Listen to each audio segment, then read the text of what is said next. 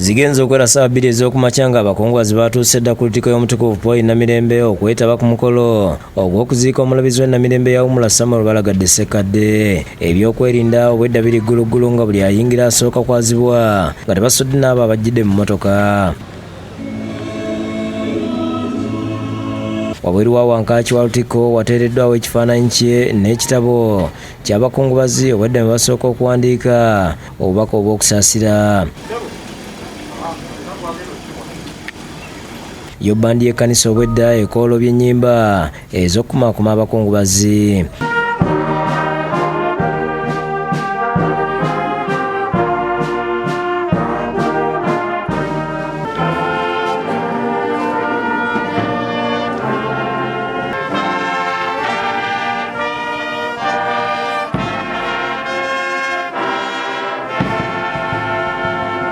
Okusaba okwetabyeko abakungu bangi okubadde maama Nnaabagereka Omulangira David Kintu Wasajja omumyuka owokubiri owa Katikkiro wagwansibirwa ate gavumenti ewakati ekiikiriddwa Ssaabaminisita Rubina Nabbanja baminisita ne bannabyabufuzi bangi.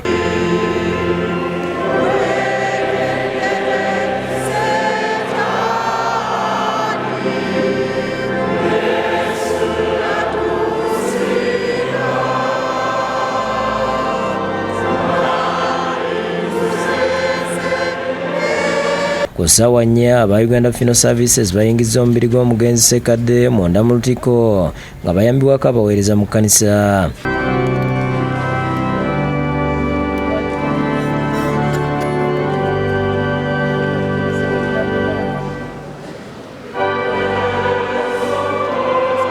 Omukolo gw'okusabira omugenzi gutandise nga gukulembeddwa Ssaabalabirizi Dr. Samuel Stephen Kazimba Mugalu wakati mu kuyambibwako abaweereza abalala. Obubaka bwe Kazimba abutambulizza ku mulamwa ogamba nti Katonda atuyise okweteekateeka mwasabidde abakungubazi okulowooza ku kuteekateeka obulamu bwabwe nga bakyali balamu naddala obw'omwoyo. Okuteekateeka kitegeeza okwenenya okwa buli kakedde n'okulongoosa. Okwenenya n'okulongoosa kubanga buli lunaku tuwaba naye buli lwokeera nga Mukama onsaasire. Omutima gwo buli nnaku guteeka wali Yesu kubanga yasonyiwa. Ayogedde ku mulabirizi Ssekadde ng'abadde omusomesa omulungi era omusingi omunene mu kutendeka abaweereza b'ekkanisa bangi omuli naye kennyini. Tekera Bishop Ssekadde omusomesa nange kennyini yansomesa obwawule Namugongo mu seminary. Katonda tuyise okweteekateeka nga tetunnava mu bulamu buno. Kazimba asanyudde abakungubazi bw'ategeeza ng'omugenzi bw'alese ekiraamo era nga kubatambulira. Okuwandiika ekiraamo ky'obola n'ennyimba zonna Bishop Ssekadde yagala zonna era ddiini abatatu yagamba oluyimba ne Bishop Katu bano bonna bali mu kiraamo.